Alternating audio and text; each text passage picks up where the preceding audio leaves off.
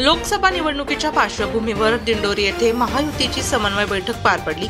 बैठकीदरम्यान महायुतीतील सर्व घटक पक्षाच्या पदाधिकारी व कार्यकर्त्यांनी पंतप्रधान नरेंद्र मोदी यांच्या नेतृत्वाखाली व मुख्यमंत्री एकनाथ शिंदे, उपमुख्यमंत्री देवेंद्र फडणवीस, उपमुख्यमंत्री अजित पवार यांच्या मार्गदर्शनाखाली विकसित भारत घडवण्यासाठी महायुतीला मतदान करण्याचा संकल्प यावेळी करण्यात आला।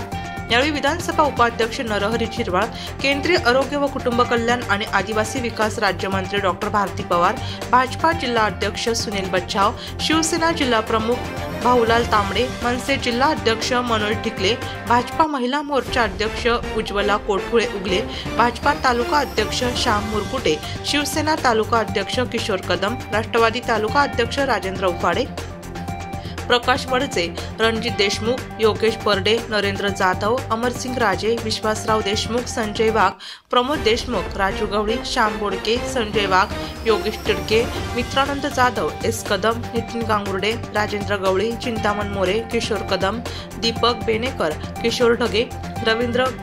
गंगोले, पंकज पाटील, गोकुळ चौधरी, निवृत्ती शेखरे, कृष्णा मातेरे, अशोकराव टोंगारे, नितीन भालेराव, दीपक कोहाळे, किरण तिवारी, बोराटे अक्षय, सुधाकर पोरसे, गोपीनाथ पाटील, अमोल उगले, नितीन भालेराव, शांताराम जाधव, गिरीश गावित, सुधाकर राऊत, प्रमोद देशमुख, सागर गटकळ, बाबासाहेब गटकर, निलेश खोडे, सागर उदार, भाऊसाहेब भुकले, शंकर ढगे उपस्थित होते।